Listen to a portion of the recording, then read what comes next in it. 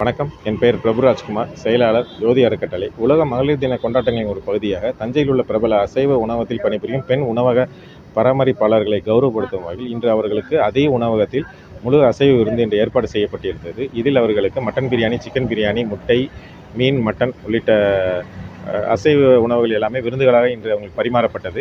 மேலும் அவர்கள் பணியை ஊக்குவிக்கும் வகையில் அவர்களுக்கு தலா ரூபாய் 5,000 நிதியுதவியாக வழங்கப்பட்டது. மேலும் அவர்களுக்கு புத்தாடையும் இன்று பரிசாக வழங்கப்பட்டது. எல்லா நாளும் அவங்க மற்றவங்க சாப்பிட்ட இலையை தான் அவங்க எடுத்து போட்டிருக்காங்க. இன்றைக்கி ஒரு நாளைக்கு அவங்க சாப்பிட்ட இலையை நாங்கள் இன்றைக்கி எடுத்து சுத்தப்படுத்தி கொடுத்தோம்.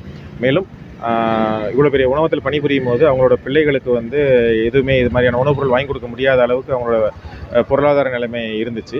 அதை நிவர்த்தி செய்யும் விதமாக இவர்களுக்கு எப்படி சாப்பாடு போட்டோமோ அதே மாதிரி அவங்க வீட்டுக்கும் பார்சல் இதே மாதிரியான உணவுகள் பார்சல் எடுத்துகிட்டு போங்க அப்படிங்கிறதையும் அவங்களுக்கு அதை வாங்கி கொடுத்துருக்கோம் சார்.